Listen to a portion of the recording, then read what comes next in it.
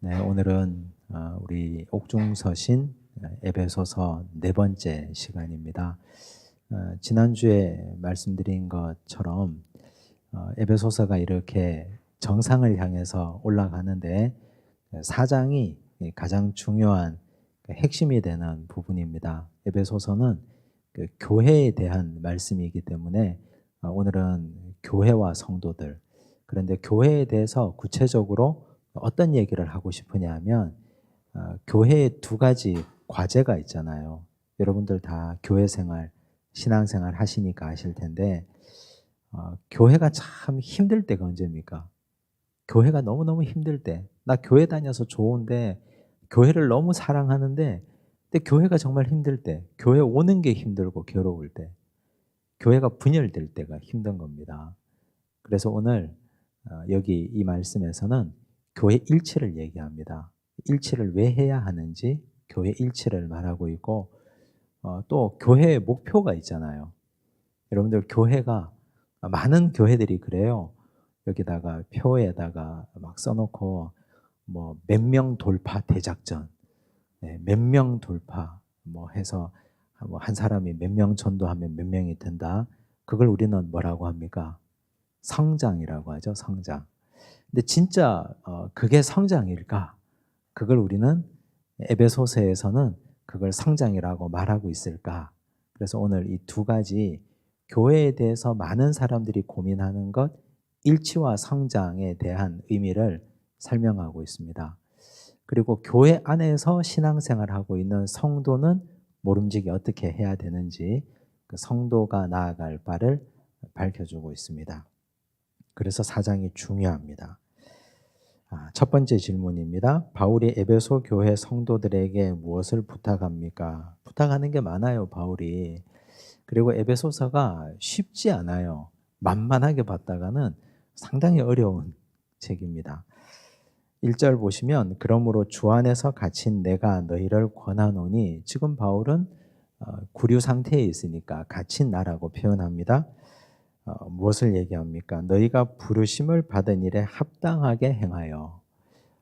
이런 맥락을 보면, 이 글을 읽어보면 너희가 부르심을 받았다 하니까 바울이 부른 겁니까? 그 누가 다른 사람이 에베소 성도들을 부른 것 같습니까?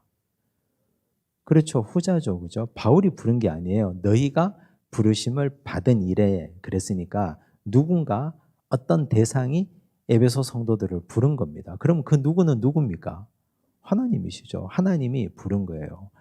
바울은 에베소 교회의 개척 목사일 뿐, 개척자일 뿐, 그들을 부른 분은 하나님이세요. 이걸 우리가 기억해야 되는데, 이게 청지기 의식인데, 개척 목사가 내가 너희들 불러서 내가 너희들 키웠으니 너희는 내 종이야, 이러는 순간 그건 사이비 집단이 되는 거예요. 교회가 아니에요. 그건 바울이 너희가 부르심을 받은 일에 합당하게 행하라. 그럼 여기 합당하다 하는 말을 우리가 한번 봐야 돼요. 합당하다는 말이 뭘까? 헬라어로 보면 악시오스라는 단어를 사용하는데 이건 어울리게라는 뜻이에요. 어울리게. 그러면 이런 느낌으로 한번 다시 읽어볼게요. 너희가 부르심을 받은 일에 어울리게 행해라. 어울리게 행해라. 똑같은 단어를 바울이 변주로 해서 쓰는데 골로새서하고 데살로니가 전서에서 이렇게 얘기하고 있습니다. 골로새서 1장 10절, 데살로니가 전서 2장 12절을 자세히 한번 보세요. 같은 단어가 나와요. 주께 합당하게라는 말이 나오죠. 합당하게 행하여 범사에 기쁘시게 하고, 그 밑에 데살로니가 전서 2장 12절을 보면 이는 너희를 부르사 자기 나라와 영광에 이르게 하시는 하나님께 합당히 행하게 하려 함이라.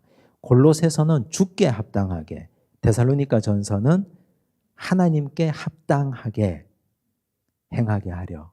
지금 여기는 부르심을 받은 일에 합당하게. 그러면 말을 바꾸어 볼게요. 골로새서 말씀을 주께 어울리게 행하여, 데살로니가 전서 말씀은 하나님께 어울리게 행하게 하려 함이라.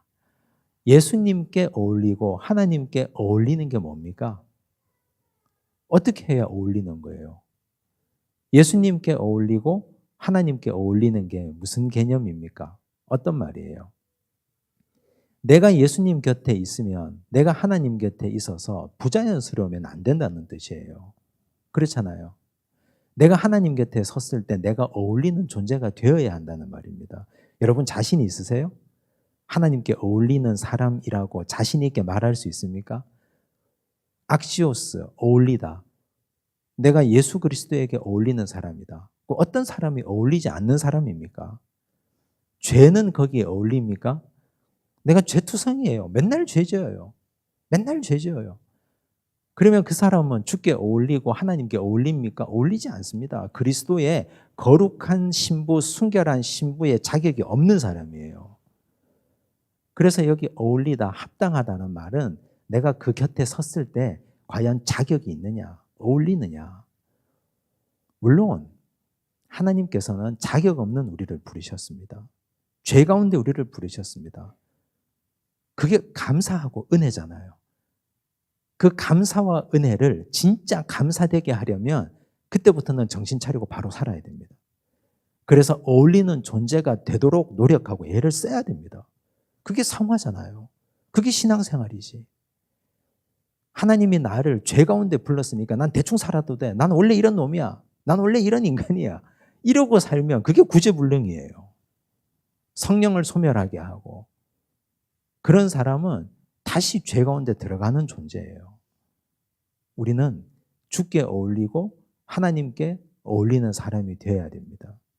그런 존재가 되려고 계속 애쓰는 거예요. 우리가 성도는 그렇게 살아가는 겁니다. 여기 지금 다시 이 1절로 돌아오면 너희가 부르심을 받은 일에 합당하게 행하여. 부르심을 받은 게 뭡니까? 각자 우리를 불렀어요, 하나님이. 나를 일단은 성도 되게 하셨고, 성도 되게 하신 후에 사명을 주시고 직분을 주셨거든요. 저한테는 목사의 직분을 주셨습니다. 목사라는 사명을 주셨어요. 저는 목사로 부르심을 받았습니다.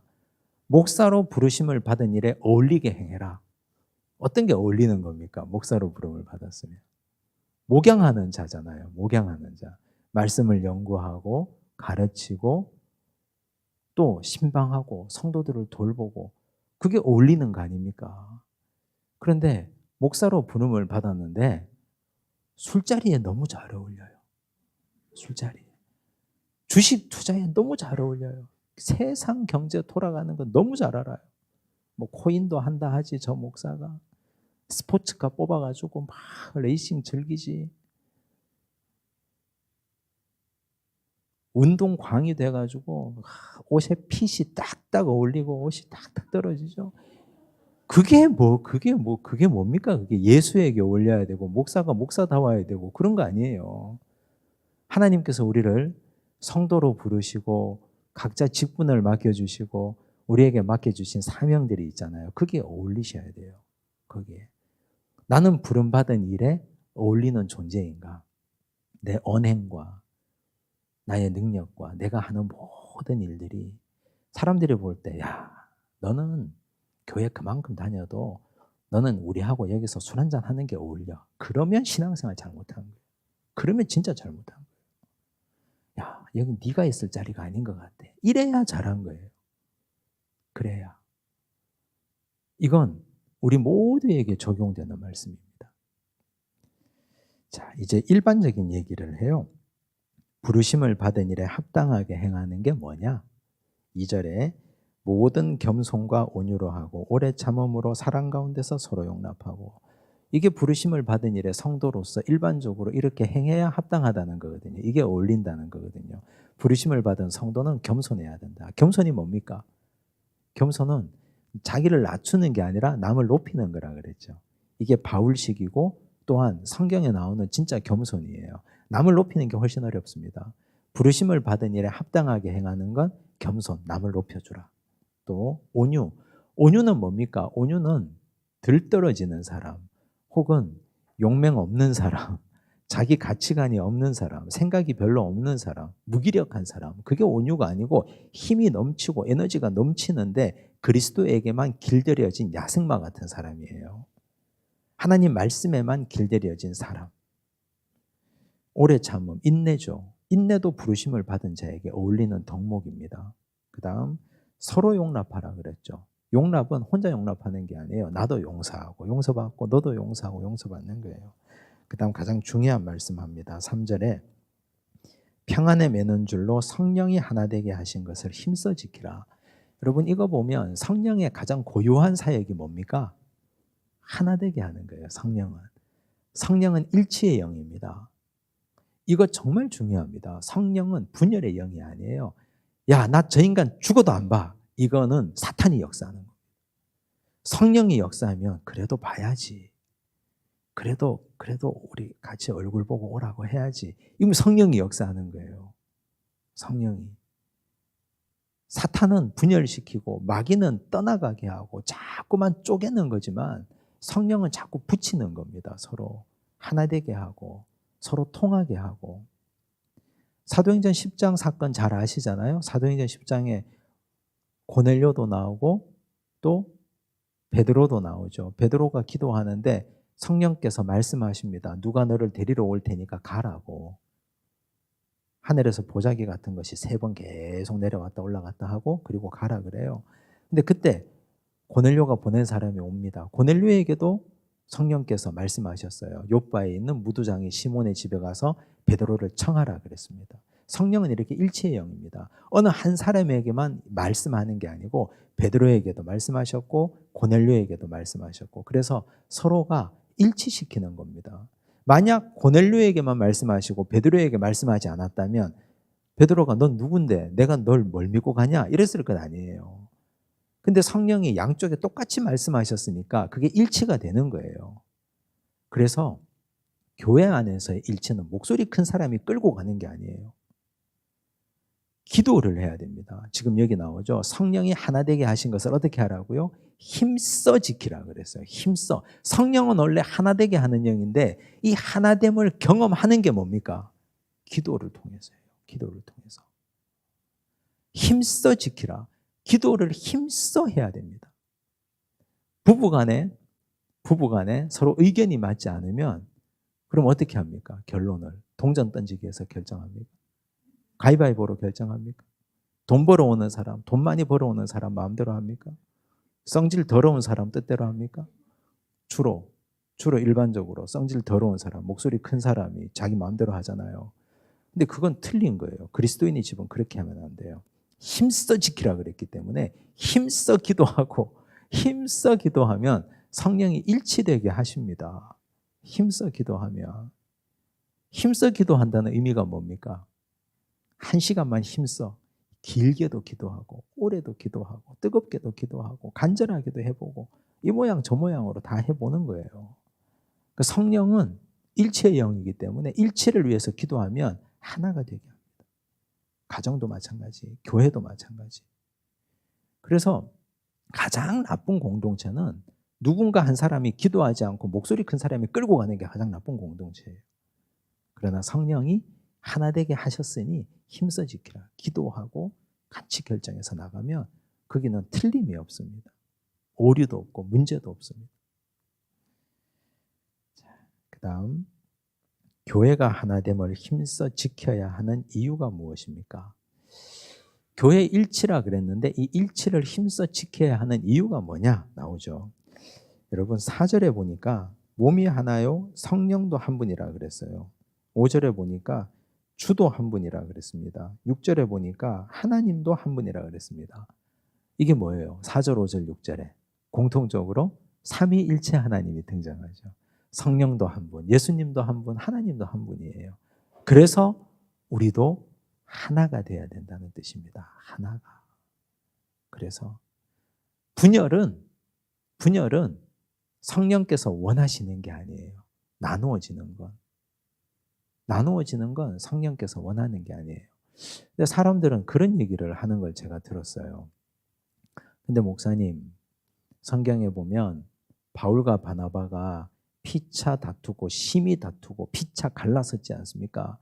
그래서 바울은 실라를 데리고 2차 선교행을 갔고 바나바는 마가 요한을 데리고 갔고 그냥 둘이 싸우지 않았더라면 두 사람이 한 길로 갔을 텐데 싸워서 두 팀이 나누어져 가지고 복음의 역사가 2배가 됐으니까 그게 싸우는 게 성령의 역사 아닙니까?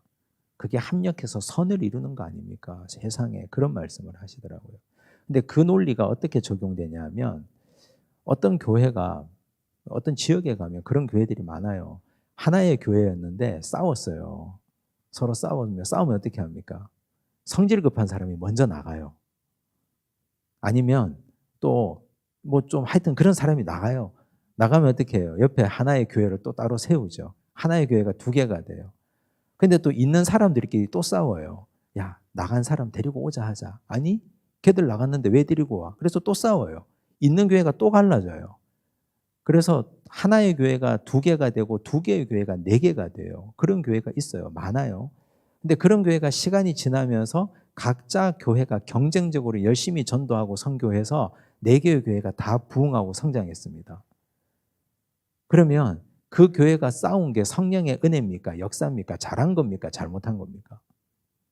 사람들은 야, 옛날에 우리가 안 싸웠으면 그냥 그만한 하나의 교회였을 텐데 그때 싸우고 서로 피 터지게 갈라져 가지고 지금 복음의 역사가 4배가 됐네. 이 싸움도 하나님 역사를 하시는 거라고 그런 해괴망측한 얘기를 하는데 틀린 말이에요.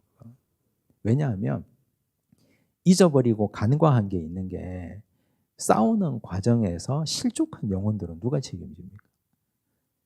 교회가 싸우고 서로 심하게 갈등하는 가운데에서 떨어져간 영혼들은 누가 책임집니까? 그때 그 순간 교회에서 장로님들이 멱살잡이하고 싸우는 거 보고 그거 보고 실망한 젊은 청년들이 내가 다시는 교회에 발들이지 않겠다고 결단한 그 영혼들은 누가 돌아오게 합니까? 그 죄는 누가 책임집니까?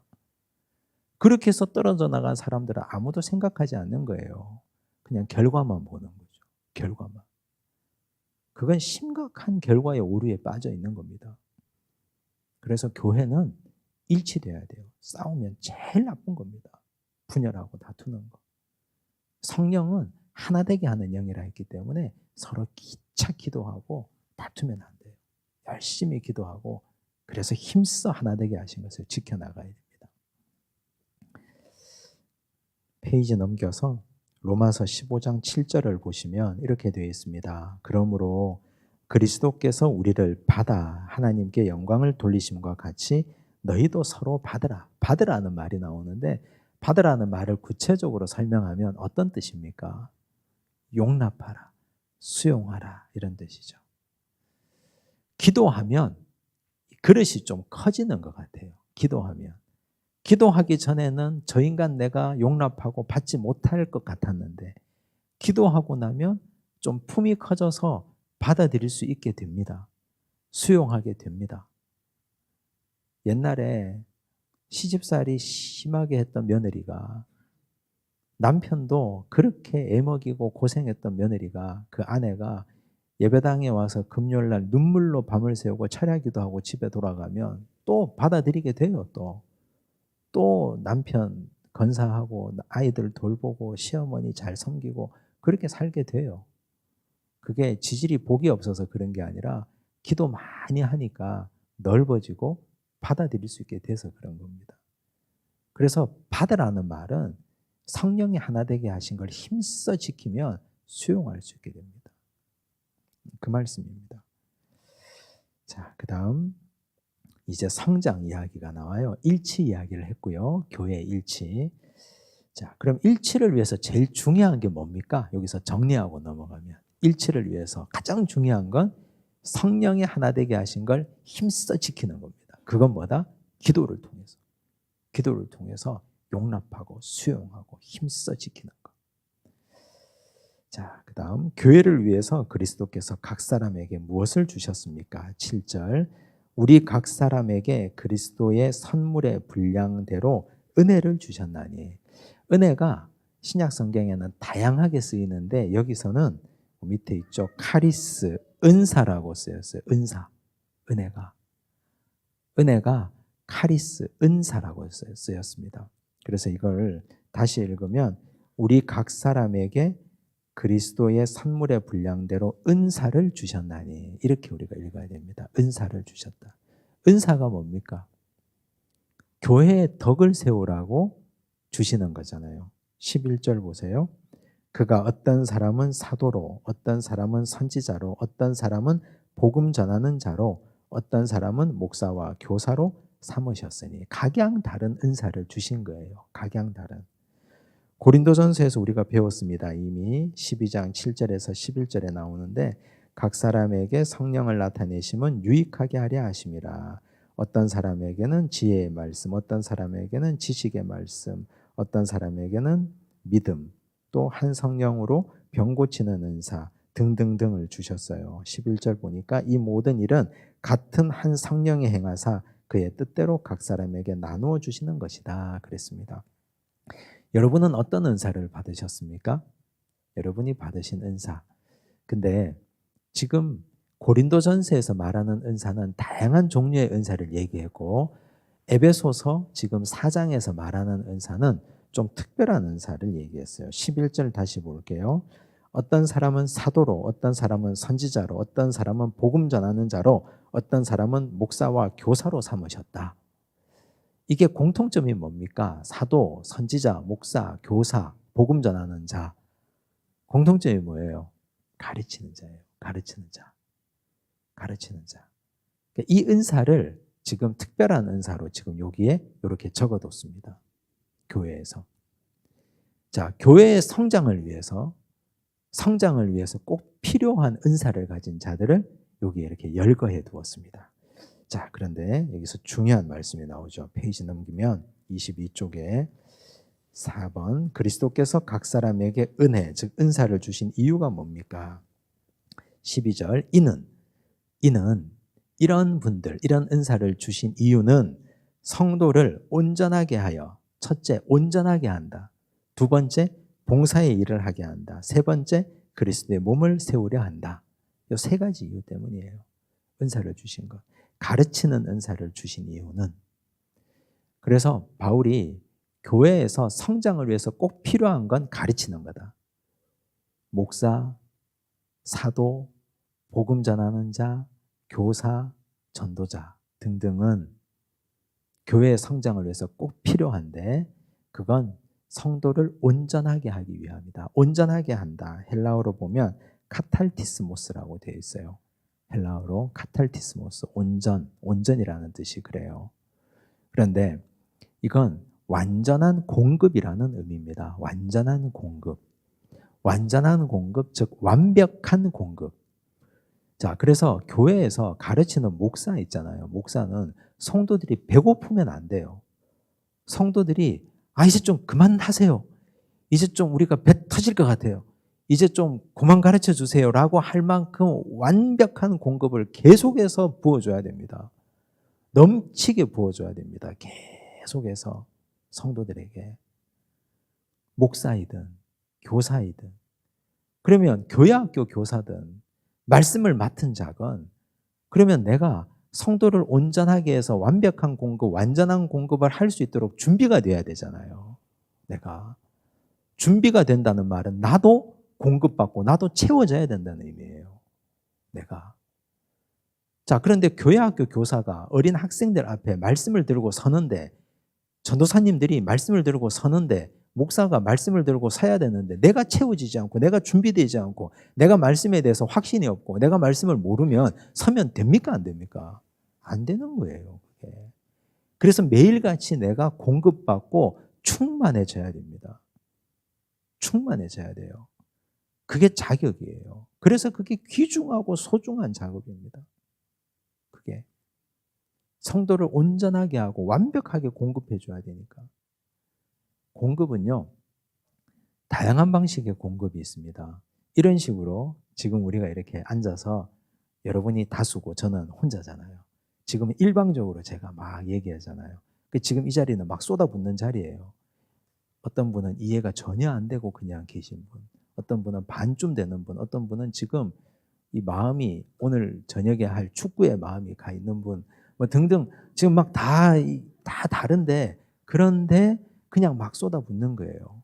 그런데 또 어떤 식의 공급이 있냐 하면 자기가 채워야 될 것을 들고 나와서 물어보는 분들이 있어요. 목사님 이건 어때요? 목사님 이거 제가 잘 모르겠는데 좀 알려주세요. 그러면 그때도 알려달라고 할 때마다 그때그때 공급해 줘야 돼요. 그러면 어떻게 해야 됩니까? 준비가 잘 돼 있어야 되잖아요. 준비가 잘. 영혼을 맡은 자, 말씀을 맡고 말씀을 가르치는 자는 자기가 항상 준비되어 있어야 됩니다. 카탈티스모스 할 수 있도록, 완벽하게 공급할 수 있도록 그런 성도들을 많이 준비시키고 많이 길러내는 교회가 좋은 교회예요. 그래서 내가 이런 소망을 좀 가져야 돼요. 내가 성도로서 나도 완벽한 공급을 할 수 있는 교사가 되고 싶다. 하나님의 말씀을 잘 먹이고 넣어주고 가르쳐주고 싶다. 교회 성도가 아니더라도 우리 가정의 자녀들에게라도 부모라면 모름지기 이거 넣어줘야 되잖아요. 그렇잖아요. 그게 부모된 역할 아닙니까? 자녀들이 입에 밥 넣어주는 것만 그게 부모입니까? 그렇지 않잖아요. 그 다음 성도가 온전하게 되면 그 다음 뭘 할까요? 봉사의 일을 하는 거예요. 봉사의 일을. 봉사의 일은 순서상 온전하게 된 다음이에요. 충만해지고 그 다음 일하는 거지. 충만해지지도 않았는데 일하면 어떤 현상이 벌어집니까? 곧 시험에 듭니다. 금방 시험에 들고 금방 지치고 금방 못하게 되고 금방 그 공동체 엉망됩니다. 그래서 더디더라도 성도에게 공급하는 게 먼저가 되고 그 공급이 채워진 분들을 보내고 또 보내고 또 보내야 됩니다. 그래야 됩니다. 이게 현실하고 목사님 그래가지고 언제 합니까? 해야 돼요. 그래도 현실하고 잘 맞지 않아도 그래도 하는 거예요. 이게 원리니까 더디더라도 그게 곧 뭐가 된다? 그리스도의 몸을 세운다. 이게 교회, 그리스도의 몸이 뭡니까? 곧 교회 아닙니까? 그리스도의 몸, 우리는 그렇게 얘기하죠. 그리스도의 몸 된 교회라고 얘기하죠. 교회를 세우는 건 이런 거예요.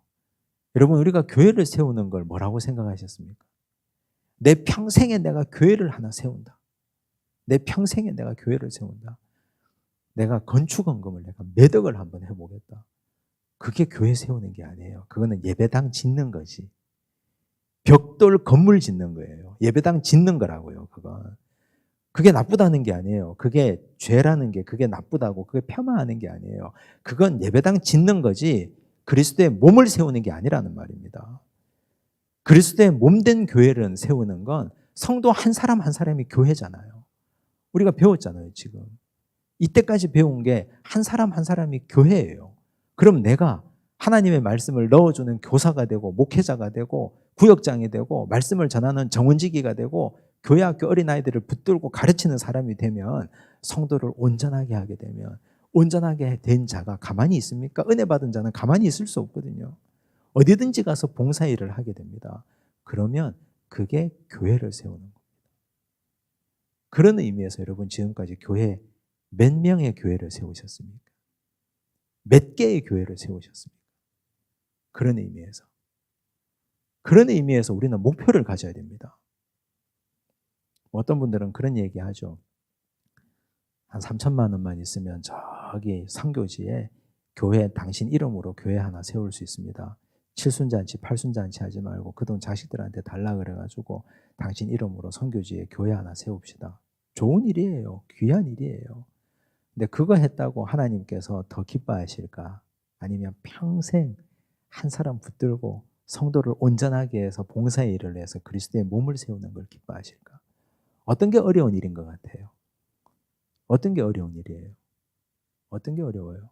사람 하나 붙들고 그 사람 인간 만들어 보시고 그분에게 말씀 넣어 보셨습니까? 어려운 일입니다. 그거 진짜 어려운 일입니다. 쉽지 않습니다. 그 인간이 어디로 튈지 어떻게 알고 사탄 마귀가 갑자기 어떻게 역사할지 어떻게 알고요? 어려운 일이에요. 진짜 어려운 일입니다. 그 어려운 일을 해야 그게 그리스도의 몸된 교회를 세우는 일입니다. 바울이 말하는 교회 성장의 목표는 어디까지입니까? 이게 핵심이죠. 중요한 말씀이에요. 우리가 다 하나님의 아들을 믿는 것과 아는 일에 하나가 되어. 여러분 바울식의 표현이에요. 믿는 것과 아는 일. 믿는 거하고 아는 일이 뭡니까? 믿는 건 내 가슴이죠. 믿어져야 되니까 그죠? 아는 건 머리. 즉 가슴과 머리가 하나가 되어 온전한 사람을 이루었다. 여기 온전하다. 성숙했다. 장성했다. 이런 뜻이거든요. 어떤 사람은 냉철한 지성으로만 그리스도를 믿는 사람이 있습니다. 그냥 아는 거죠. 지식으로만. 성경을 많이 압니다. 많이 읽어서 많이 알아요. 그런데 머리에서 아는 알미 가슴으로 내려오질 않았어요. 사랑해야 된다는 거 알아요. 용서해야 된다는 거 알아요. 그런데 마음에는 아직 분노가 펄펄 끓고 있습니다. 머릿속에 사랑해야 된다는 게 가슴으로 내려오지 않은 거예요. 근데 어떤 분은 뜨거운 열정이 있습니다. 뜨거운 열정이 있는데 그 열정이 막 뜨겁게 타올라요. 그런데 지식이 좀 부족해요. 성경을 잘 몰라요. 그러다 보니 자기 열심으로만 막 일을 합니다. 자기 열심으로만 공동체를 해집고 일을 하다 보면 자기만의 방식의 복음이 생겨요. 그것도 문제가 되거든요. 그래서 두 가지 다가 하나가 되어야 온전한 사람, 성숙한 사람이 된다 했습니다. 그게 성장입니다. 어떻습니까? 과거에 한국 교회가 어땠습니까? 과거에 옛날에 1세대 처음에 복음이 들어왔을 때, 처음 복음이 들어왔을 때 그때는 성경을 잘 모르잖아요. 글을 읽는 분이 별로 없었잖아요. 그러니까 그냥 뜨겁게 기도하고 뜨겁게 믿는 거예요. 그게 역사하시잖아요. 그죠? 그게 역사하셔서 성령의 기름 부음이 있고 병 고침이 일어나고 치유가 일어나고 역사가 막 일어난단 말이에요. 근데 그게 오래 가려면 어떻게 합니까? 거기에 말씀의 지식이 더해져야 됩니다. 그래서 믿는 것과 아는 것은 하나가 되어야 됩니다. 그래야 성장이 있거든요. 그래야 장성한 자의 분량에 이를 수 있습니다. 그 얘기를 하는 거예요. 이걸 베드로는 이런 식으로 표현했습니다. 베드로후서 3장 18절 말씀을 보시면, 자, 제가 읽어볼게요. 오직 우리 주 곧 구주 예수 그리스도의 은혜와 그를 아는 지식에서 자라가라. 영광이 이제와 영원한 날까지 그에게 있을지어다. 여기 보면 자라가라 그랬죠.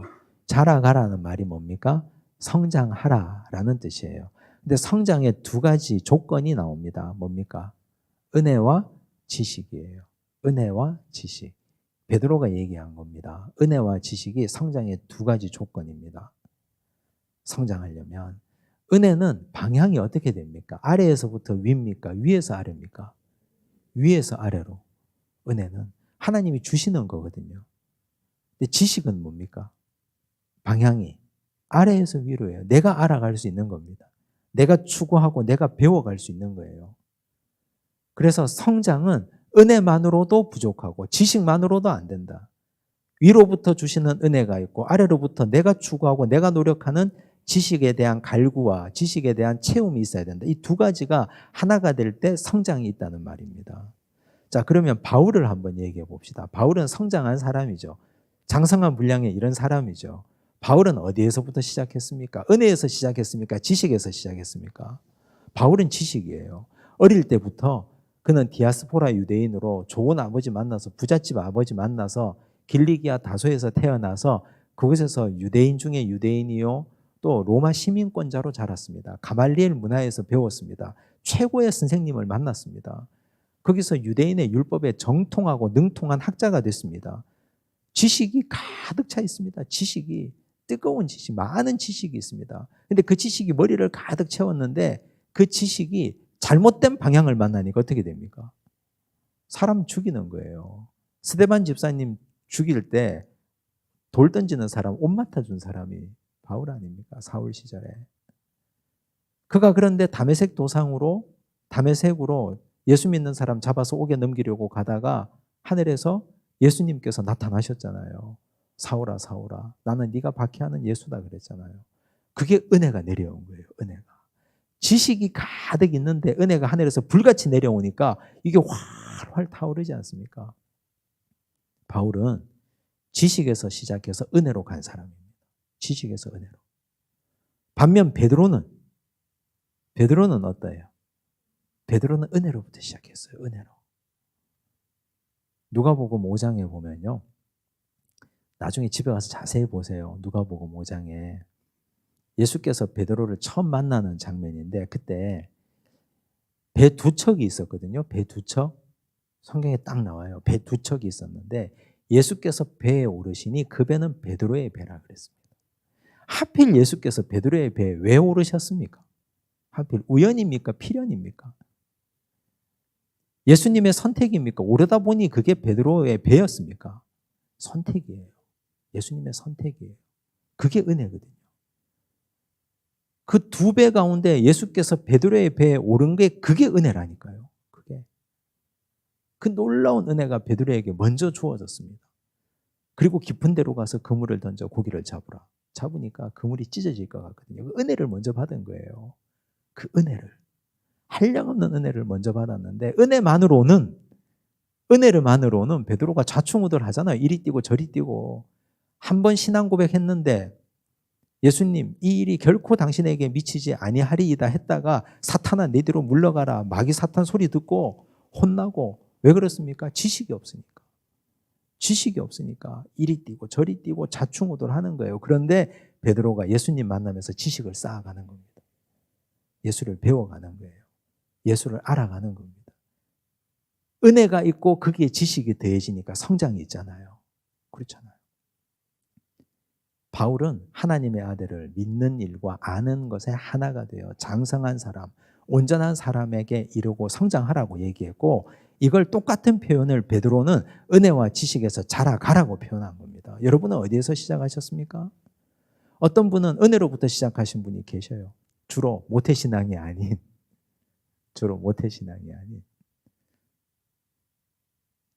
부모 때부터 신앙생활 하신 분들, 모태신앙의 분들은 지식으로부터 시작하는 거죠. 대체로. 어디에서부터 시작하건 성장을 위해서는 두 가지가 하나가 돼야 되거든요. 이게 두 가지가 하나가 돼야 돼요. 그 얘기를 바울이 했습니다. 14절 이는 우리가 이제부터 어린아이가 되지 아니하여 사람의 속임수와 간사한 유혹에 빠져 온갖 교훈의 풍조에 밀려 요동하지 않게 하려 함이라. 한 가지만 있으면 요동하거든요. 지식만 있으면 어떻게 되냐? 흔들리고 요동합니다. 베드로처럼요. 바울처럼. 또 감정만 있어도 베드로처럼 요동하고 막 흔들립니다. 두 가지가 다 있어야 흔들리지 않습니다. 자, 15절. 오직 사랑 안에서 참된 것을 하여. 이걸 제가 한번 풀어볼게요. 여러분, 사랑은 누굽니까? 사랑의 대명사 예수 그리스도. 그죠? 하나님은 사랑이시다 그랬고 하나님이 사랑의 표현으로 우리에게 보내주신 분이 예수 그리스도. 또 사랑은 우리 지난 시간에 배웠죠. 남녀 간에 감미롭고 달콤한 사랑해. 이 사랑입니까? 사랑은 어때야 된다고요? 수고로워야 된다. 그럼 여기서 오직 사랑 안에서라는 말은 오직 예수 안에서 수고롭게 일하라는 뜻입니다. 오직 사랑 안에서. 처절하게 일하고 오직 사랑 안에서 예수 그리스도처럼 십자가에 못 박힐 정도로 헌신하고 수고하고 일하라. 참된 것을 하여 범사에 그에게까지 잘할지라. 참된 것이 뭡니까? 한자어로 말하면 참된 것, 진리. 진리는 어제 이랬다가 오늘 이랬다가 변합니까? 그렇잖아요. 그러면 참된 것을 하여 그랬어요. 진리 안에 거하라는 말이에요. 진리를 행하라는 뜻입니다.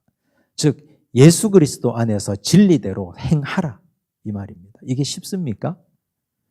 여러분 진리대로 사는 게 과연 쉬울까요? 세상은 진리대로 살지 않게 합니다. 우리를. 세상은 그때그때 풍조가 막 바뀝니다. 손바닥 뒤집듯이. 세상은 돈 되는 것 쫓아가고요. 세상은 인기 되는 것 쫓아가고 그렇습니다. 그런데 진리는 하나님의 말씀, 영원한 말씀입니다. 진리 안에서 사는 건 쉽지 않습니다. 그런데 예수 그리스도의 사랑의 수고 안에서 진리 안에서 살아가면 잘할 수 있습니다. 그게 성장이에요. 어디까지 성장합니까? 그는 머리니 곧 그리스도라. 우리가 성장하지 못하는 이유가 이제 명확해졌습니다. 왜? 우리가 성장하지 못하는 이유는 두 가지예요. 하나는 치우쳐 있거나 은혜에 치우쳐 있거나 지식에 치우쳐 있거나. 치우쳐 있으면 성장이 안 됩니다. 노저 보셨죠? 배. 노 하나만 갖고 저으면 제자리 계속 뱅글뱅글 돕니다. 양쪽 노를 같이 저어야지 앞으로 가죠. 성장하려면 은혜와 지식이 같이 있어야 됩니다. 성장하지 못하는 이유는 하나만 있어서 또 사랑 안에서 참된 것을 하지 않아서 그래요. 사랑의 수고를 하지 않고 진리 안에 살지 않아서 그렇습니다. 그때그때 자기 욕망대로 자기 돈 되는 대로 살아서 그렇습니다. 그러면 성장이 없습니다. 여러분, 이게 교회 성장입니다. 우리가 알고 있는 교회 성장하고 같습니까? 다릅니까? 우리가 알고 있는 교회 성장은 뭡니까? 1,000명 돌파, 2,000명 돌파, 3,000명 돌파, 숫자가 몇 명 되면 예배당 더 크게 넓히고 더 크게 짓고 사람 숫자에 따라서 헌금 개수하고 그 헌금에 따라서 교회는 어떻게 하겠다. 이건 세상 기업이지 교회가 아니에요. 그런 외형적인 성장은 하나님이 주실 수도 있고 안 줄 수도 있는 겁니다. 외형적인 성장을 주시면 거기에 맞춰서 교회가 옷을 갈아입으면 되는 겁니다. 진짜 교회 성장은 성도의 성장이에요. 내가 곧 교회이기 때문에, 당신이 곧 교회이기 때문에 우리가 성장해야 되는 거예요. 우리가. 은혜와 지식 두 가지가 함께 갖추어져서 열심히 성장해야 됩니다. 그걸 위해서 교회는 성도를 온전하게 하는 거예요. 부지런히 가르치고 봉사의 일을 하게 하고 그리스도의 몸된 교회가 성장하도록 하는 거예요. 그게 성장입니다. 여러분, 그냥 예배당 크게 지어서 좋은 교회 보려고 편안하게 예배 드리려고 몇천 명이 모인 그런 교회와 이렇게 성장한 그리스도의 장성한 분량에까지 성장한 10명의 교회와 어떤 교회가 더 강력한 교회겠습니까? 일당백 일당천이에요. 그게 성장입니다. 우린 그런 성장을 추구하고 그런 성장을 갈망해야 됩니다. 나도 그렇게 성장해야 되고 우리 자녀들도 그렇게 성장해야 돼요. 그래서 앞으로 우리는 교회 성장을 얘기할 때는 수적 성장을 얘기하면 수준 낮은 거예요. 그거. 수적 성장은 따라오는 거고 안 올 수도 있는 겁니다. 그게 뭐 대수라고. 성장되면 숫자가 늘어나면 늘어나는 대로 옷만 바꿔 입으면 되죠. 당연한 거 아니에요. 성도들 많이 모이면 헌금도 그만큼 늘어나게 되고 헌금 늘어나면 그걸로 우리가 불편하게 예배 드릴 수 없으니까 또 예배당 새로 짓고 그렇게 하는 거죠. 그건 너무나 자연스러운 거지. 그게 자랑거리가 아니라고요. 그게 진짜 자랑해야 될 건 이런 성장이 우리 교회 안에 일어나고 있느냐. 나는 그런 성장의 대상이 되고 있는가. 나는 그런 사람을 길러내고 있는가. 그게 교회의 건강도입니다. 그렇게 하셔야 됩니다. 자, 잘 알지라 가지고 이거 제가 헬라어 단어를 한번 보려고 하는데요. 아욱사노. 이건 바울이 자주 쓰는 단어거든요. 균형을 이루어 성장하다. 아욱사노. 아주 중요한 단어예요. 바울 신학에서는. 근데 신약 성경에 보면 곳곳에 이렇게 나오거든요. 누가복음 2장 40절 예수님 얘기입니다. 아기가 자라며 강하여지고 이때 자라며. 보통 우리는 아기가 성장하는 걸 어떻게 얘기합니까? 아기는 그냥 몸집이 자라면 자란다 하잖아요. 근데 누가복음에서 예수님을 표현할 때 예수님의 성장을 아욱사노라 그랬어요. 즉 균형을 갖추어 성장한다. 그 균형이 뭡니까? 은혜와 지식이에요. 그 균형은 은혜와 지식. 또 누가복음 13장 19절 보면 마치 사람이 자기 채소밭에 갖다 심은 겨자씨 하나를 같으니 자라 그랬죠. 자라 나무가 돼요. 여기 자라도 아욱사노예요. 나무가 자라는 것도. 우리는 보잘것없는 겨자씨 하나 같은 존재였어요. 우리 자녀들도 그렇고. 근데 그게 자라나는 건 균형을 갖추어야 돼요. 은혜와 지식 안에서 같이 자라야 됩니다. 하나님의 아들을 믿는 것과 아는 일에 하나가 되어 자라야 됩니다. 또 사도행전 6장 7절 하나님의 말씀이 점점 왕성하여, 여기 왕성하여, 여기도 아욱사노예요. 하나님의 말씀은 균형을 갖춘 말씀입니다. 은혜도 있고 그 안에 지식도 있는 거예요. 하나님의 말씀은. 그래서 균형이 너무너무 중요합니다. 그 다음 성장을 위해서 가장 중요한 것이 무엇이냐. 성장의 요소를 지금 얘기하는데요. 뭐 이제 이게 저는 우리나라 교회를 망친 주범 중에 하나가 교회 성장학이라고 생각하는데 저 미국 교회에서부터 1980년대에 이렇게 한국에 들어온 학문 중에 교회 성장학이라는 게 있거든요. 근데 교회 성장학에 보면 그런 게 있어요. 그걸 가르쳐요. 신학교에서. 교회 성장의 가장 중요한 요소가 뭐냐. 뭐 3P를 얘기해요. 3P. 첫 번째가 패스터, 목사. 두 번째가 프레이어, 기도. 뭐 여기까지는 대충 동의한다 합시다. 세 번째가 뭔지 아세요? 파킹란. 넓은 주차장. 넓은 주차장. 그게 참 기가 막힌 거죠. 그걸 가르쳐요, 신학교에서. 넓은 주차장이 있어야 교회가 성장한다. 그래서 오기가 생기잖아요. 우리는 오기가. 주차장 다 팔아버리고 교회가 성장하나 안 하나 한번 보자. 뭐 이런 마음이 막 생길 정도로 기분 나쁜 거예요, 그거는. 그래서 사람들이 진짜 넓은 주차장이 있으면 교회가 성장할까? 저도 사실 우리 교회 주차장 너무 넓어서 시험거리예요, 저거. 사람들이 그래서 교회 성장한다고 얘기할까 봐. 아닙니다, 그거. 그거 아니에요, 그거. 그건 주객이 뒤바뀐 거예요. 아니에요. 지금 여기 보면 성장을 위해서 가장 중요한 것이 무엇이냐 나오잖아요. 뭐 이런 걸 배워야 되는 거예요. 이런 걸.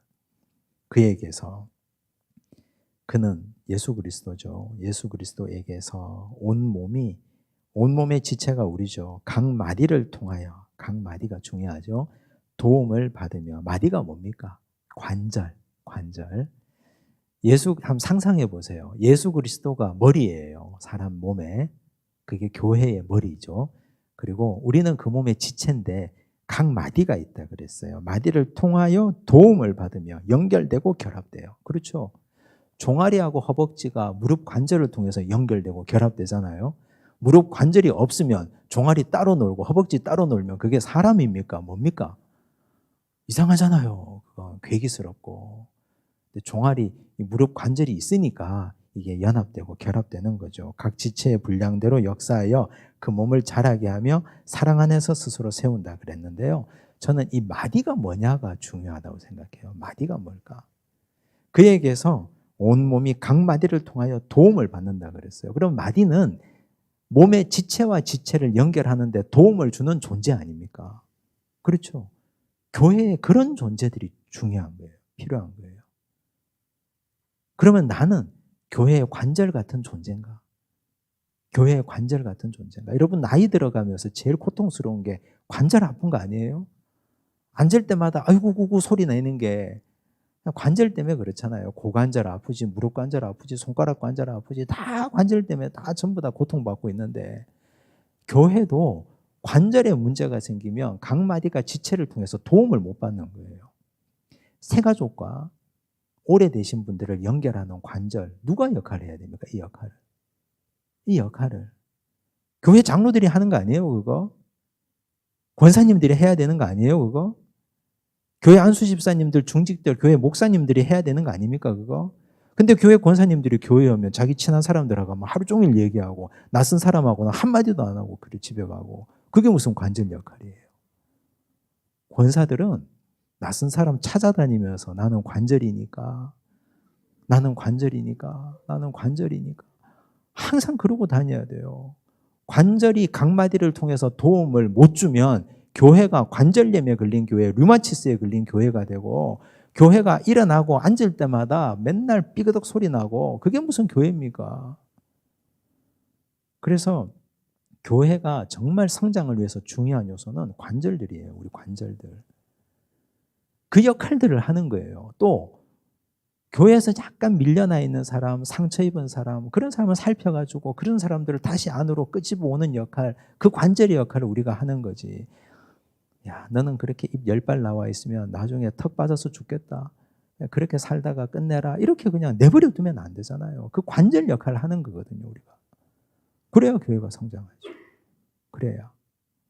이 관절의 역할을 잘하는 사람을 하나님께서 기뻐하셔요. 여기 본문에 보면 그에게서 예수 그리스도에게서 온몸이 각 마디를 통하여 도움을 받으며 그러면 예수님과 관절은 서로 동역자예요.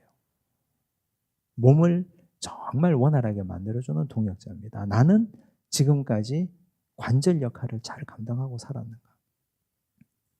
중간자 역할을 하는 거거든요, 그게. 이제 성도의 삶입니다. 그리스도와 연결되고 결합된 성도가 본받지 말아야 할 이방인들의 삶은 어떠합니까? 19절만 보시면 됩니다. 여기는 그들이 감각 없는 자가 되어 자신을 방탕에 방임하여 모든 더러운 것을 욕심으로 행하되 감각 없는 자 줄치세요. 제일 중요하죠. 여러분, 감각이 없으면 어떻게 됩니까? 몸에 감각이 없으면 뜨거운 게 손에 부어져도 뜨겁지 않으면, 손이 익어가도 모르면, 칼에 베어도 아프지 않으면 큰 병 아닙니까 그거? 내 마음에 성령님이 계시다 계시지 않는다를 어떻게 분별할 수 있을까요? 방언한다 못한다? 아니에요.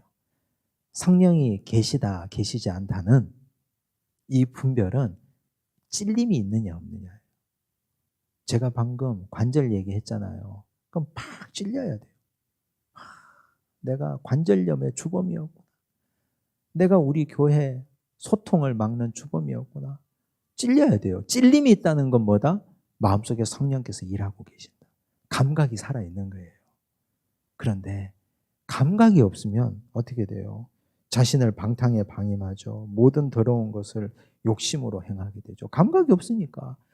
아무리 성경 공부하고 아무리 설교 들어도 감각이 없으면 그냥 죄 가운데 사는 겁니다. 그렇게 죽는 거예요. 그냥 그렇게. 이게 얼마나 무서운지 몰라요. 그래서 성도는 영적 감각이 있어야 됩니다. 그 감각은 찔림이 있어야 돼요. 만약에 찔림이 없죠? 그러면 그때부터 금식하셔야 돼요. 농담이 아니고 작정기도 하시고. 이게 심각한 거예요. 이게 진짜 심각한 겁니다. 너무너무 심각한 겁니다. 그리스도를 제대로 배운 성도들은 어떻게 살아야 되느냐? 자, 오직 너희는 그리스도를 그같이 배우지 아니하였느니라. 감각 없는 자같이 배우지 않았다는 말이죠. 진리가 예수 안에 있는 것 같이 너희가 참으로 그에게서 듣고 또한 그 안에서 가르침을 받았을진데, 예수 안에서 듣고 가르침을 받았다면 유혹의 욕심을 따라 썩어져가는 구습을 따르는 옛사람을 벗고 심령이 새롭게 되어 24절 끝에 보면 새 사람을 입어라. 반대말이 나오죠. 벗고 입어라. 벗고 입어라. 이게 뭡니까? 앞에 말하고 연결하면 영적 감각이 살아있으면 벗고 입는 자가 되어야 합니다. 찔림이 있으면 즉시 벗어야 돼요. 옛사람을. 그렇게 살면 안 돼요. 즉시 벗어야 됩니다. 그리고 찔림이 있으면, 영적 감각이 살아있으면 새 사람을 입어야 됩니다. 그게 돌이킴이죠. 찔림이 있는데 실컷 울었는데 벗지도 않고 입지도 않으면 뭐 하는 사람입니까? 그 사람이? 그건 하나님께서 가만히 두지 않습니다. 알고도 계속해서 죄를 범하는 자니까. 그래서 그리스도를 제대로 배운 성도들은 감각을 가지고 벗고 입기를 잘 해야 됩니다. 자, 그 뒤에 3번은 제가 할 말이 좀 많기 때문에 다음 시간에 하겠습니다. 오늘 여기까지 하고 마치겠습니다. 기도하겠습니다. 하나님 아버지 감사합니다. 교회의 일치와 성장을 가르쳐 주시고 삼위일체 하나님이 하나가 되셨으니 우리도 성령 안에서 하나 되게 하신 것을 힘써 지키라고 말씀하신 그 말씀을 받았습니다. 우리가 지금까지 힘써 지키기 위해서 얼마나 많이 기도했습니까? 얼마나 많이 울었습니까? 얼마나 많이 애통해했습니까? 주여, 우리가 힘써 지키기 위하여 일치를 위해서 더 많이, 더 깊이, 더 오래, 더 뜨겁게 기도하게 하여 주시옵소서. 아버지 하나님, 성장은 우리는 숫자만 성장하는 것을 생각했습니다. 하지만 그건 성장이 아니라고 말씀하셨습니다. 성장은 하나님의 아들을 믿는 것과 아는 일에 하나가 되어 그리스도의 장성한 분량에까지 자라는 것이라고 말씀하셨으니 은혜와 지식 안에 자라가기를 원하오니 아버지 함께하여 주시옵소서. 열심히 가르치고 열심히 배우게 하시고 봉사의 일을 하고 그리스도의 몸된 교회를 세워가기에 부족함 없게 하여 주시옵소서. 범사에 그에게까지 자랄지라고 말씀하셨사오니 그렇게 성장하고 자라는 교회 되게 하여 주시옵소서. 주여, 우리가 각마디가 되어서 서로가 소통하는데 원활한 관절들이 되기를 원합니다. 관절의 소통이 일어나지 않아서 관절염 있는 교회 되지 않도록 도우시고 우리 교회 모든 성도들이 소통에 능한 좋은 마디마디들이 되게 하여 주시옵소서. 성도로서 영적 찔림이 있게 하여 주시고 그리하여 정말 좋은 성도가 되어서 벗고 입는 생활을 성실히 충실히 감당하게 하여 주시옵소서. 모든 말씀 예수님 이름으로 기도드리옵나이다. 아멘.